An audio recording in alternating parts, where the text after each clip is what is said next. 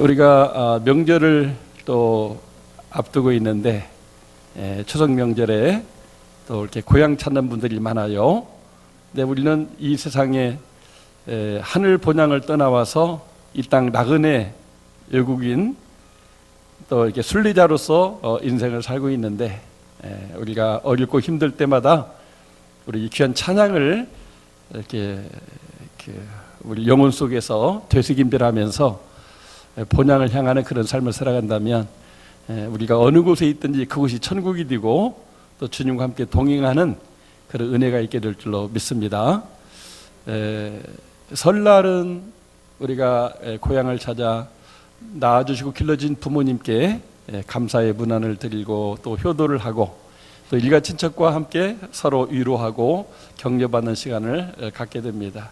특히 자라나는 우리 다음 세대에 어떤 기대감을 가지고 또 축복하는 시간을 갖게 됩니다. 그런데 추석은 우리가 이렇게 낳아주시고 길러주신 어버이뿐만 아니라 그 어버이를 낳으신 그 조상들, 그분들이 또 묻혀 있는 그런 그 산소에 가서 이렇게 성묘를 이렇게 하게 됩니다.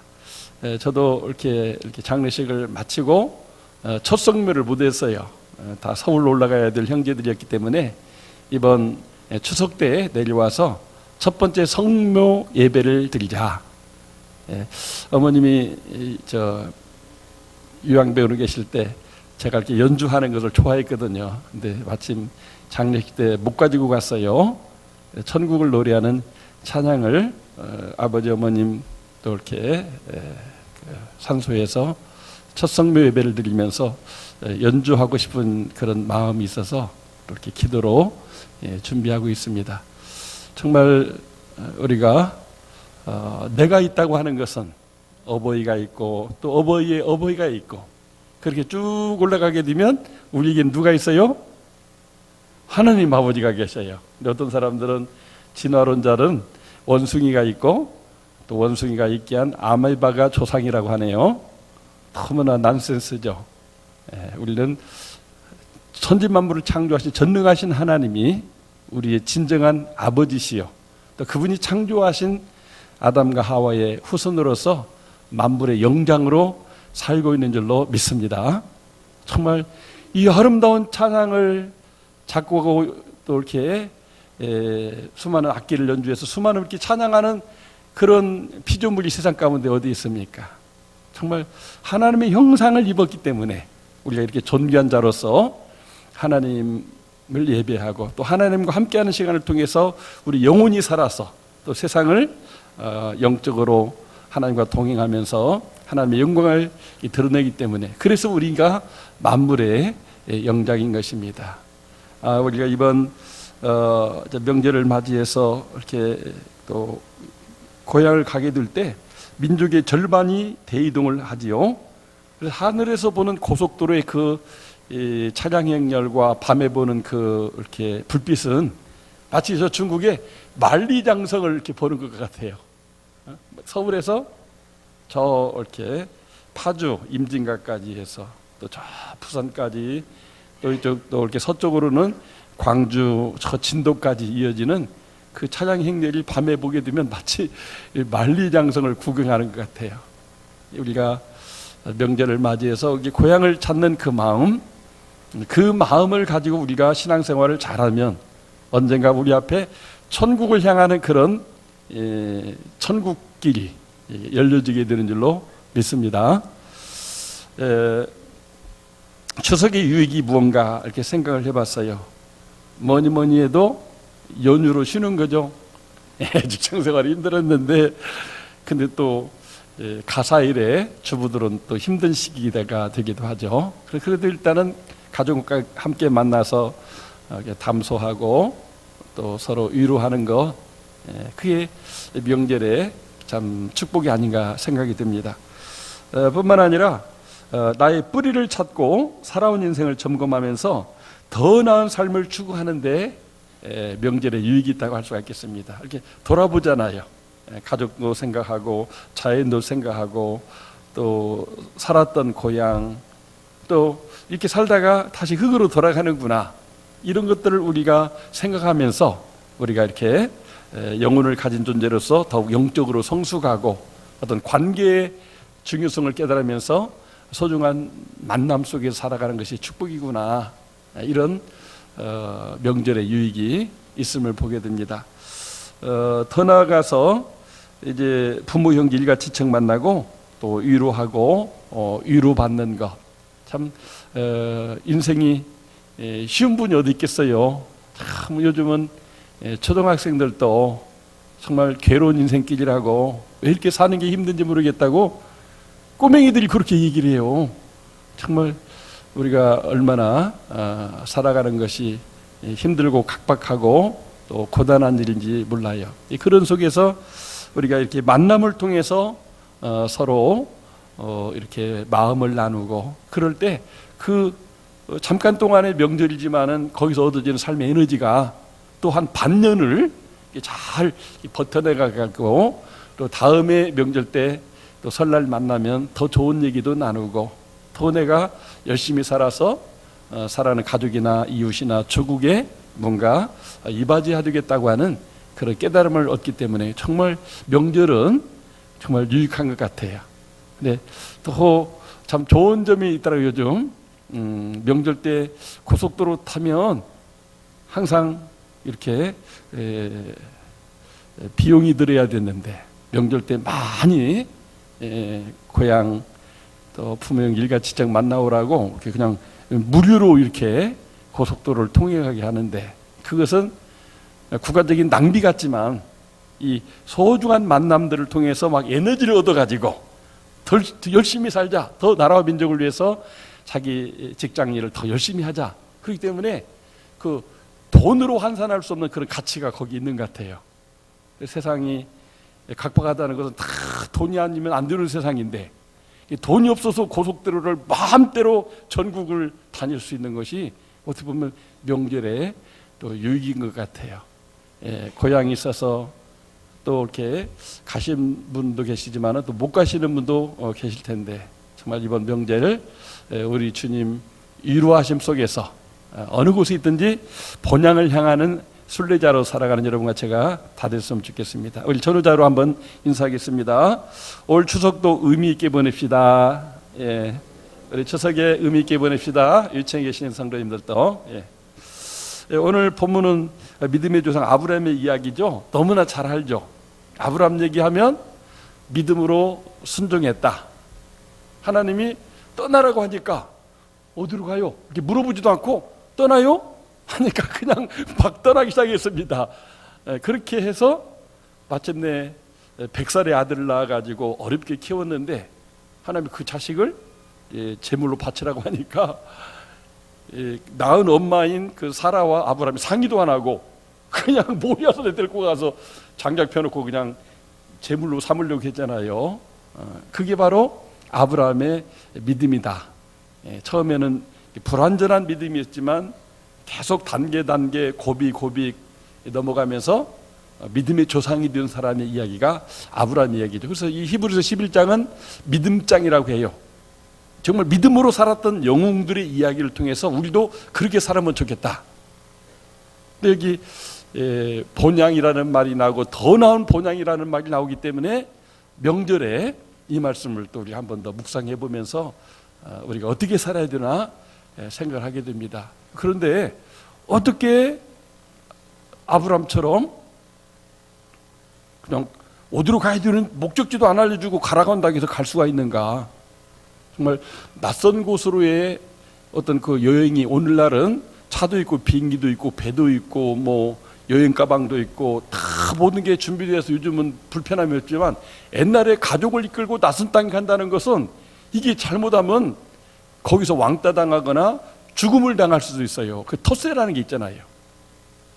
아브라함은 막 어떤 그 위험성이 있는 어떤 그 여정을 하나님 가라고 하니까 그냥 순종해서 갔다고 하는 거예요. 정말 위험한 선택이요, 순종이라고 할 수가 있겠습니다. 낯선 땅에서 출발할 때 자식이 낳아지는데 그 자식이 하늘의 별처럼 많은 자손이 될 것이라고 했는데, 아니 1년이 가고 10년이 가고 20년이 가고 25년이 지나서야 아들을 낳았는데, 이 100살 넘어서 할아버지 할머니가 아이를 키우기가 얼마나 난감했겠어요. 그래서 정말 애지중지 잘 키웠는데 이 아들을 또 모리아산에서 번제물로 바치라고 하니까 얼마나 참 기가 막혔을까. 정말 하나님, 이게 정말 하나님 뜻이 맞습니까? 하나님, 아니 하늘에 별처럼 많은 자손을 준다고 하더니 하나 아들 줘놓고 이 아들마저 제물로 바치라고 하니 이걸 내가 어떻게 순종을 해야 됩니까?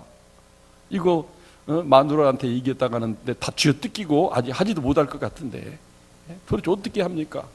아마 참 밤잠 못 자면서 고민했을 것 같아요.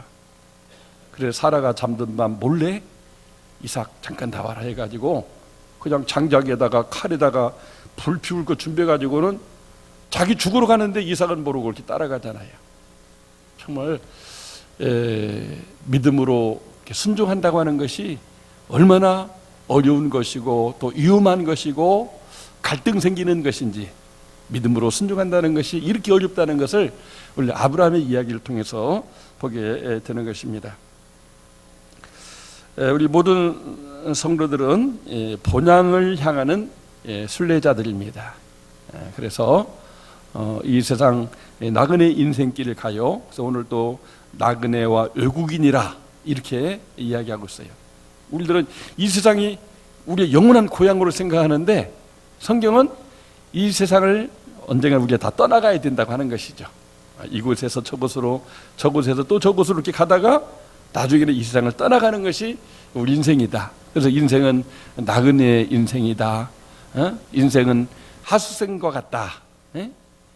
인생은 아침 안개와 같이 세상을 다 가득하게 있었던 것 같은데 쨍하고 햇볕이 뜨면 다 안개가 어디로 사라졌니 없어지는 것처럼 그저 100년이 긴 것 같은데 우리가 인생 살아보니까 지나온 시간을 돌이켜보면 그냥 한순간에 인생이 지나버렸구나, 이런 거를 느끼는 그런 인생 나그네 길을 우리가 지금 살아가고 있음을 이렇게 보게 되는 것입니다. 이렇게 살면서 누구나 태어난 곳에서 자라가지고 거기서 또 결혼해가지고 거기서 살다가 거기서 묻혀서 이런 분은 거의 없는 것 같아요.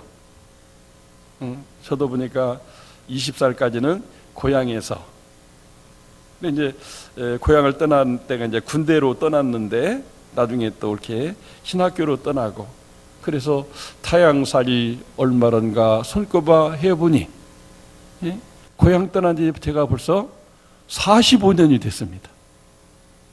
그래서 이 대전이 제2의 고향이 됐어요. 근데 여기서 끝입니까? 언젠가 또 하나님이 떠나라고 하면 나도 가고 여러분도 가야 되는 것이 인생이라고 하는 것입니다. 이게 떠날 때 다 새로운 곳으로 떠날 때는 뭔가 희망이 있고 그 속에 어떤 꿈이 있고 더 나은 행복이 있을 것 같아서 산 너머 남쪽에는 정말 좋은 저 푸른 초원 위에 그림 같은 집이 있을 것이라고 해서 가보지만 거기가 또 거기인 것이 이 세상살이인 것 같습니다. 그래서 우리는 오늘은 이곳에서 또 내일은 저곳으로 끊임없이 그 이동해 가는 인생을 살아가고 있는데, 정말 태어난 곳에서 나고 자라고 결혼하고 자식 낳고 또 거기서 직업을 일구다가 거기서 죽어서 거기서 묻히는 사람은 과연 우리나라에 여기 있는 분 중에 몇 분이나 있을까? 나는 그렇습니다. 한번 손들어 보세요. 거의 없으시죠? 그래서 사람마다 제1의 고향이 있고 또 제2의 고향이 있고 또 어떤 분은 또 제3의 또 이렇게 고향이 있는 것 같아요. 정말 우리가 이 나그네 인생길, 힘든 길, 외롭고 또 그래서 항상 어떤 그런 태어나고 자란 곳, 그 어린 시절로 고향으로 돌아가고 싶은 것이 모든 사람의 공통적인 소망이라고 할 수가 있습니다. 다 그렇게 다른 곳에 가서 점점 잘 되면 좋죠. 처음은 미약하나 네 나중심이 장대하리라 말씀대로 얼마나 좋겠어요. 근데 믿음의 조상 아브라함은 하나님과 함께 가는 인생 여정을 가면서 이사하면서 계속 장대해지고 복을 받고 또 하나님이 함께 하셔서 큰 역사가 일어났어요. 근데 아브라함의 조카 롯은 삼촌과 같은 그런 믿음이 없었어요. 어떻게 이 삼촌의 굴레를 벗어나서 내 맘대로 살 수 있고 인생을 멋지게 살 수 있는 그런 인본주의적인 길을 갔어요. 그 결과는 소돔 고모라 멸망당할 때 큰 신이 목숨만 건져오고 그저 살아가는 처도 그 많은 재산도 다 날리고 부끄러운 인생으로 인생이 맺어진 걸 봅니다. 누구나 다 제1의 고향, 제2의 고향, 제3의 고향을 찾아가면서 더 잘 되기를 원하는 것이 인생인데 사람의 뜻대로 되는 게 아니고 하나님의 뜻대로 하나님의 가치야 잘 되게 된다는 것을 보게 되는 것입니다.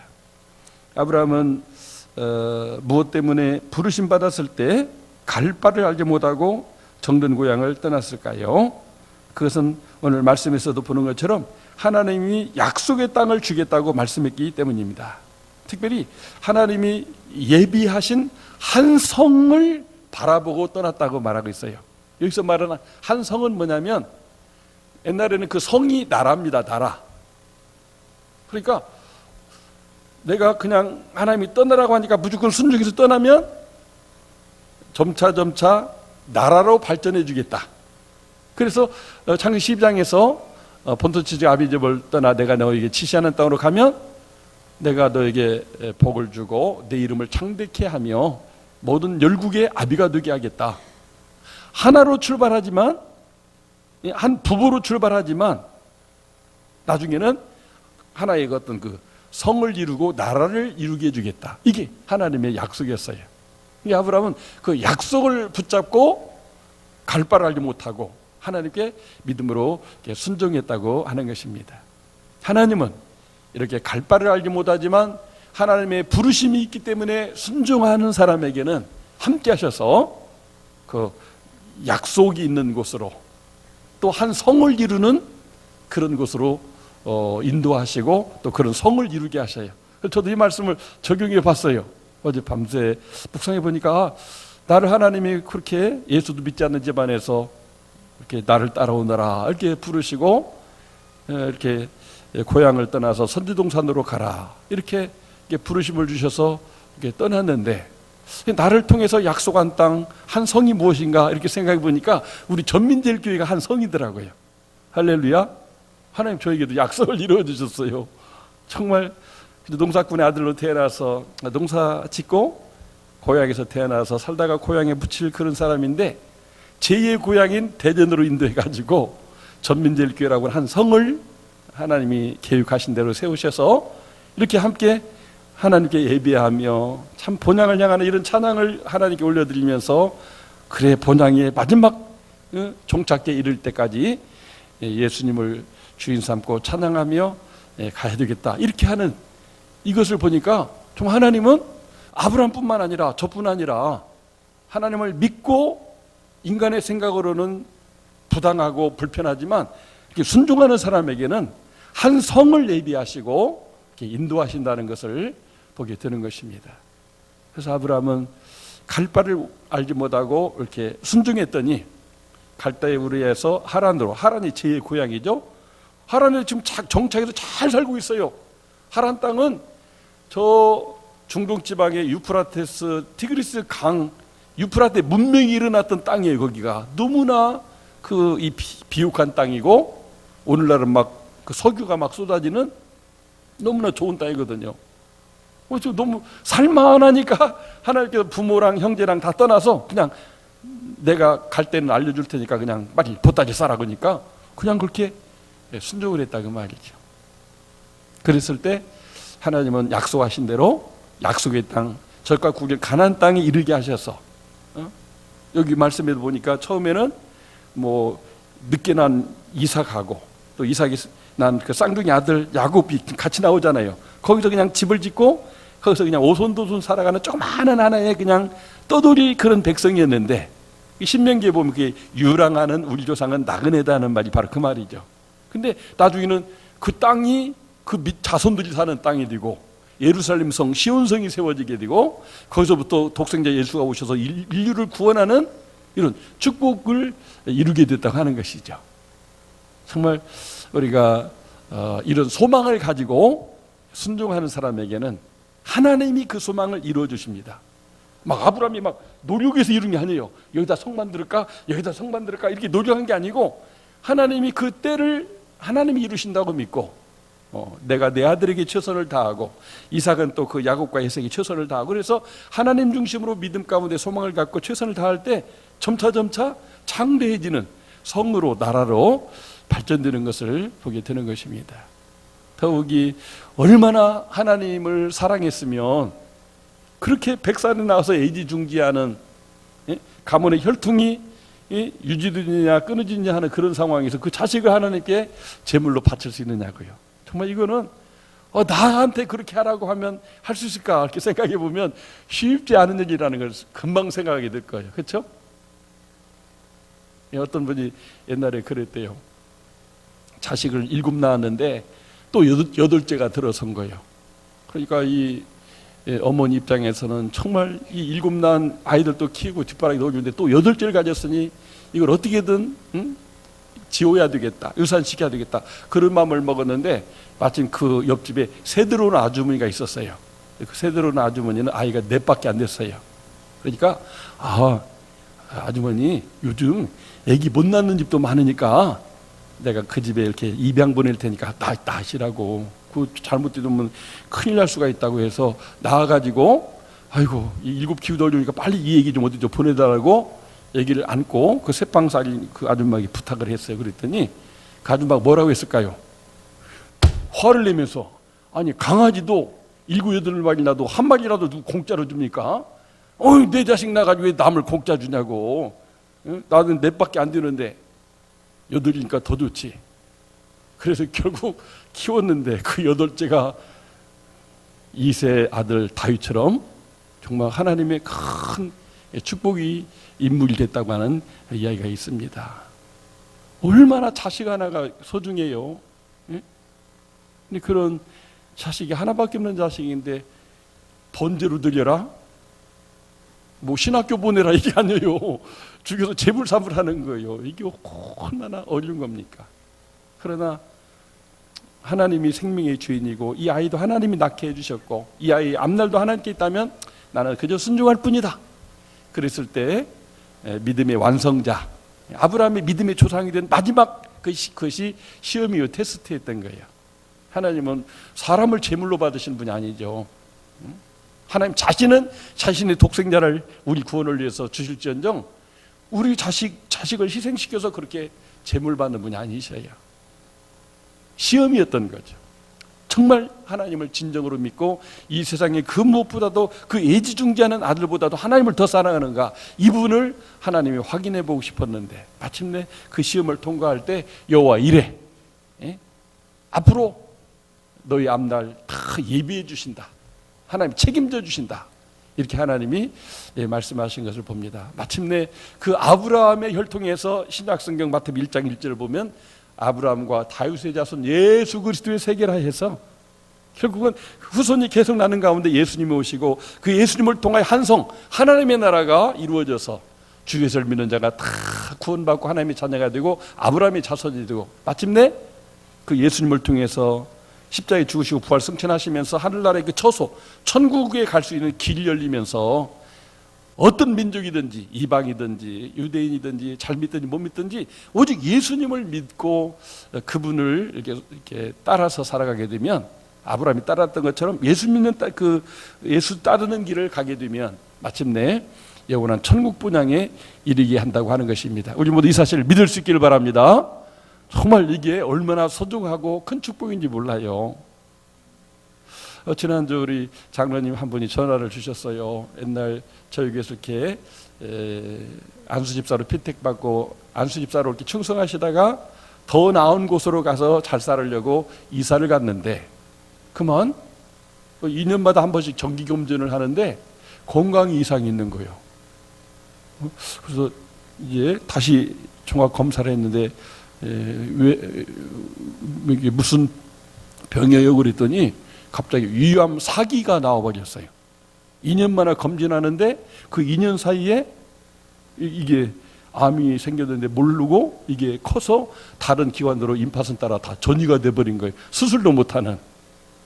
그래서 한 5년여 이렇게 투병을 하다가 군인 출신이기 때문에 여기 신탄진에 있는 그 보훈병원에 입원해 계시는데 제가 가서 아이고 참 이렇게 오랜만에 만나게 되는데 이렇게 아프고 고생해서 어떻게 되느냐고 이렇게 안타까움으로 함께 문안을 하면서 또 지난날 함께 신앙생활할 때에 그 즐거운 시간도 함께 이야기하고 나중에 두 손을 꼭 잡고 기도했습니다. 우리는 결국 누구나 저도 마찬가지고 어느 길을 하나님 부르면 가야 되는 게 인생인데 우리가 예수를 믿어서 영원한 천국의 소망이 있으니 얼마나 감사하냐고 예수 잘 믿자고 그리고 하나님 정말 생명을 더 연장시켜 주셔서 더 하나님 영광 돌리는 기쁘게 하는 일을 하게 해달라고 간절히 기도를 했는데 기도를 마치고 누르보니까 얼마나 이렇게 눈물을 많이 흘렸는지 막 그냥 이렇게 막 홍수가 낸 것처럼 눈물이 이렇게 흘러내리는 모습을 보더라고요.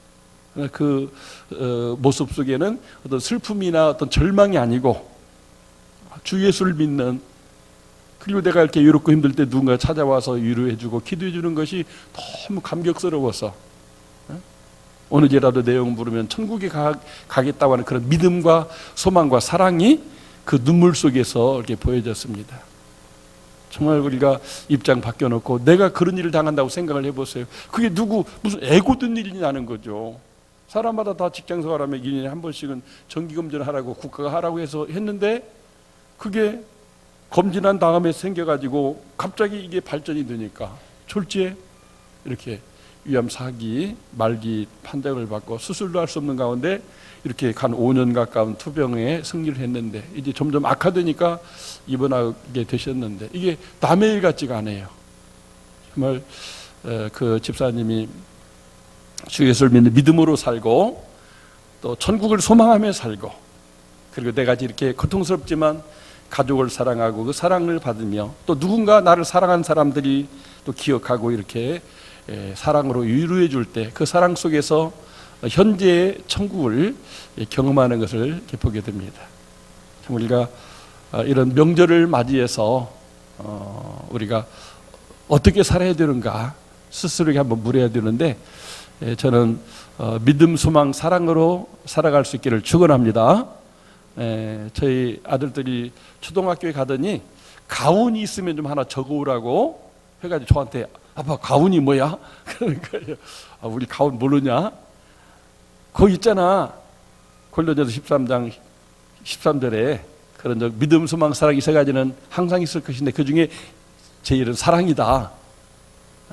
믿음으로 살아야 구원받고 소망과 꿈을 가져야 이렇게 훌륭하고 복된 삶을 살게 되고 또 사랑으로 살아야 이 세상을 천국으로 살고 이제 가정도 행복하고 앞날도 행복할 수 있는데 우리는 믿음, 소망, 사랑으로 살자. 그랬더니 아이들이 그것을 가운으로 생각하고 지금까지 살아오고 있어요.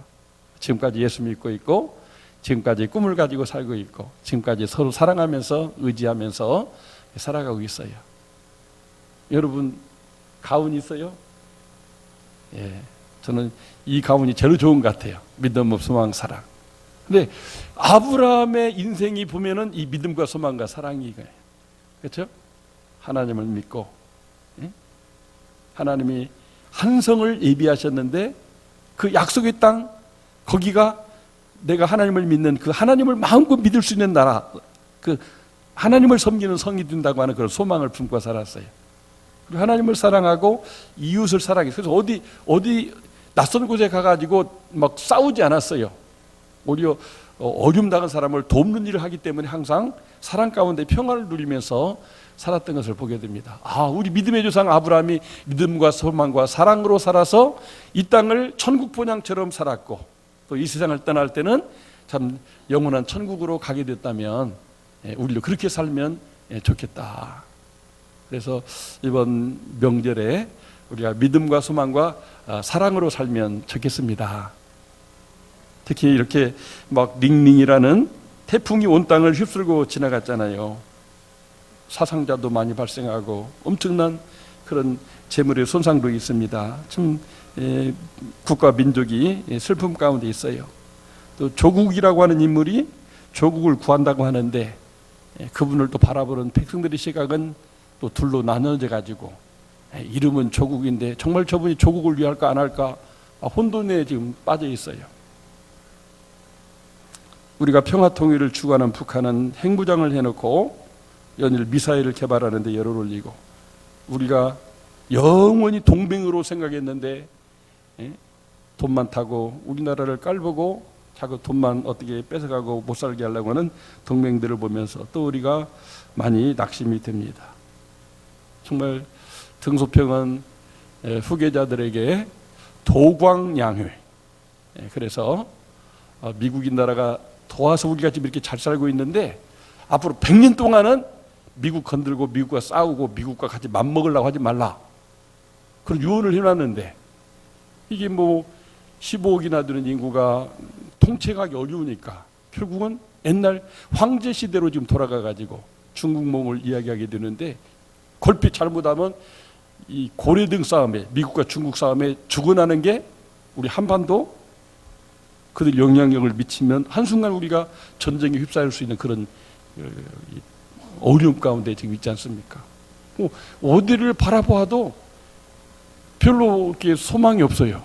믿을 때도 없고 소망을 가질 때도 없고, 정말 나는 사랑하는데 그 사랑을 조롱하는 주변 나라들을 보면서 도대체 어떻게 살아야 되나, 정말 본토 친척 아비집을 떠나는 아브라함의 그런 심정이 오늘 우리들의 심정이 아닌가, 그런 생각이 듭니다. 그렇지만 우리가 정말 믿어야 될 뿐, 소망을 둬야 될 뿐, 그래도 죽도록 사랑해야 될 분은 오직 창조자요 구원자요 오늘도 우리와 동행하시는 성부 성자 성령 하나님 줄로 믿습니다. 그분이 여러분과 저를 구원하시고 이만큼 잘 살게 했잖아요. 이만큼 발전하게 해주셨잖아요. 그렇다면 지금 어렵다고 그분을 버리고 내 식으로 잘 살겠다고 아브라함 조카 롯처럼 그렇게 소돔 고모라로 들어가게 되면 다 망해버리잖아요. 불타버리잖아요. 다 지옥 가잖아요. 비록 어렵고 힘들지만 갈대를 위해서 하란으로, 또 하란에서 더 좋은 곳으로 하나님이 인도할 거니까 그 약속을 믿고 나를 통해서 이루어질 그 나라를 생각하면서 우리가 믿고 소망하고 사랑으로 나가면 지금보다 더 좋은, 처음은 미약하나 점점 장대해지는 그런 축복으로 역사하실 분은 우리 하나님밖에 없다고 하는 것입니다. 정말 이 땅의 천만 성도가 이 부분을 우리가 분명히 알아야 돼요.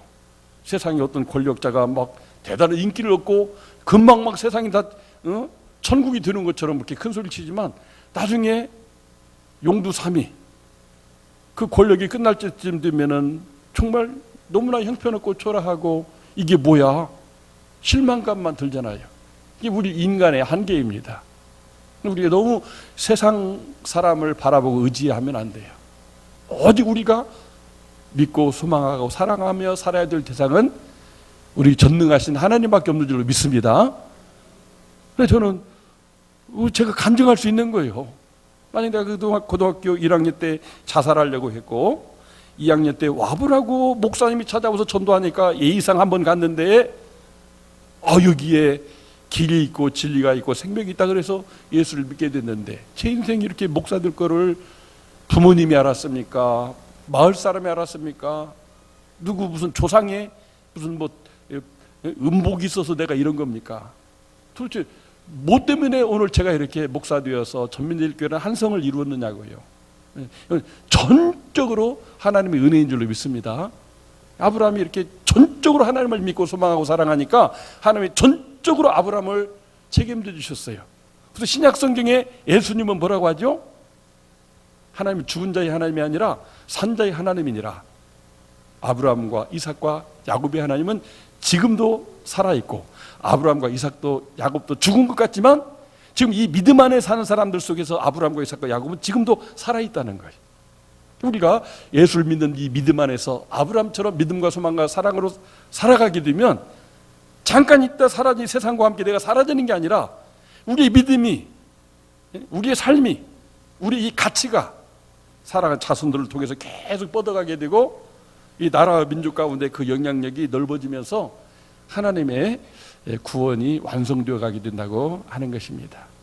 정말 늙어져 가고 또 직장에서 떠날 때가 되니까 초라해져 가고 어떤 때는 자식한테도 정말 별로 해준 것이 없어서 슬프기도 한 우리 인생들이지만은 우리가 그런 걸 바라보면 안 돼요. 나를 나두게 하시니가 만삭되지 못하는 나내가 나를 나두게 하시고 오늘 이만큼 믿음의 사람 되고 소망 가운데 살고 또 이렇게 사랑 가운데 천국을 향해 지금 가고 있는 이 본향을 향한 순례자로 살아가는 이것이 하나님의 은혜구나. 그렇다면 여기서 우리가 한 번 더 새 출발할 수가 있는 것입니다. 그래서 고향으로 갈 때도 조상의 성묘하러 갈 때도 정말 주님과 함께 간다면, 주님과 동행한다면 거기가 천국이 되는 것입니다.